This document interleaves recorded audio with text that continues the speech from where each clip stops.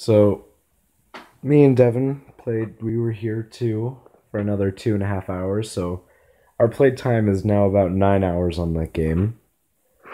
So, what's our opinion so far?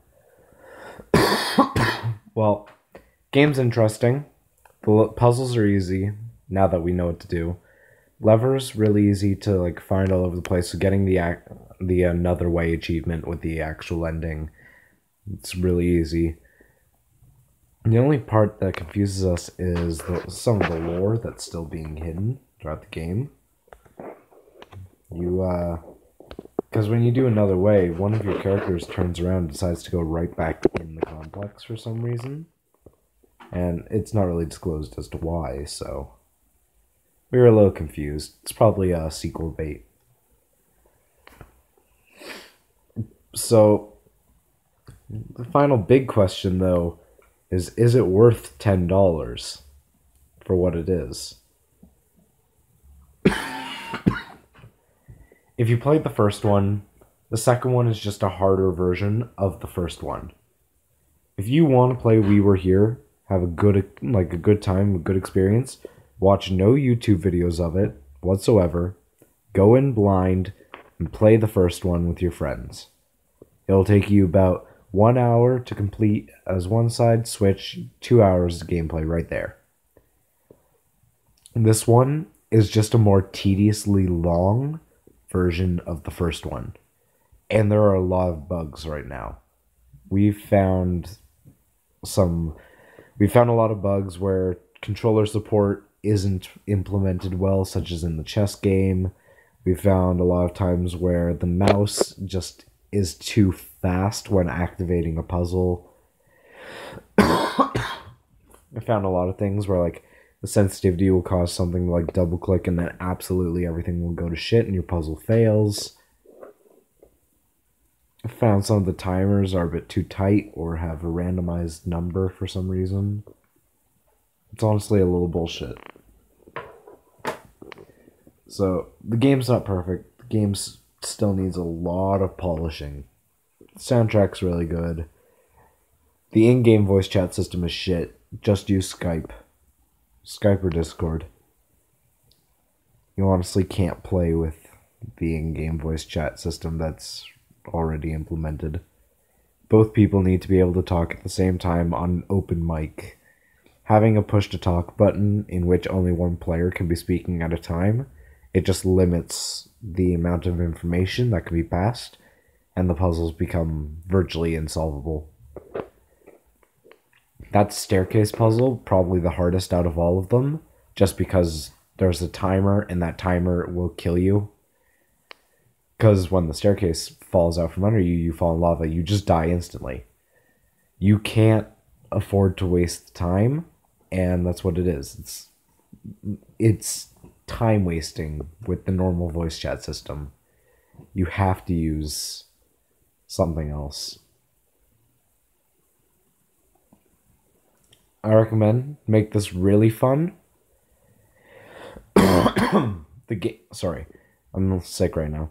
If you want to make this game really fun, like if the developers are watching this and actually care about what I think, Keep Talking and Nobody Explodes is a really fun two-player game solely because there's always a threat no matter what. And there's always a way to solve it, and the best part is it can be played with more than two people. This game, for what it is, it's perfect. Well, not perfect. There's still things to work on, but it's good. But it's two players.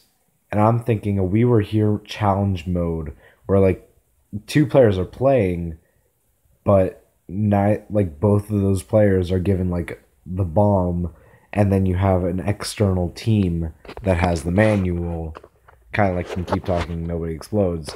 That's what I'm thinking. Give us a puzzle. Have the puzzle be us trying to explain things, and then you have the group in the Discord chat giving you the answers based off of things that they get with the game. Like, add a party mode or something.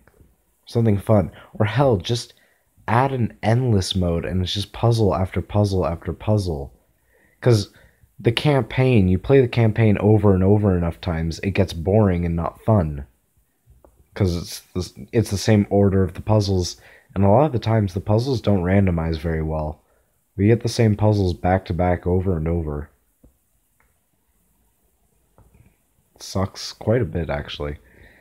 But have some sort of random mode that isn't story. Have an endless mode. Like, you need to add more game modes than what you've given. Because right now, just a campaign, there's no replayability. I don't think $10 was worth the game that I bought. This game is essentially just a shorter version of Portal 1. But with a different concept. It's a shorter version of the Portal 2 co-op mode. That's almost exactly what it is. That tutorial in the Portal 2 co-op mode, where you two are working together to get to the next room, it's that, but glorified and lengthened out. And if I want to play co-op Portal, I'll play co-op Portal. I don't need to buy a separate game just to play the co-op mode. So, sorry. I think it's good. I don't think it's good enough. That's my honest opinion. If I were to give it a numbering system, I'd give it a 7 out of 10. The first one had so much potential, and when we heard you were making the second one, we tried so hard to be on that beta. We tried so hard to get to play it. We bought it when it came out, and although we were happy with it, and you gave us hours of fun, we've reached the end of those hours now. And there's no point. If one of my other friends buys it, then I can play it with them. There's a couple more hours of fun, but I know what I'm doing going in. The point of a game like this is to go in blind. Instead of having like 10 puzzles, you need to have long campaign, and it's like 30 puzzles. Or have a selection of 100 puzzles and have it switch, mix and mash. Have the campaign mode be the base 10 puzzles, and then everything else is just piled in there, zipped up in a nice little package. That's really what I think you guys should do. I'm Moonstar, and I'm out. Peace.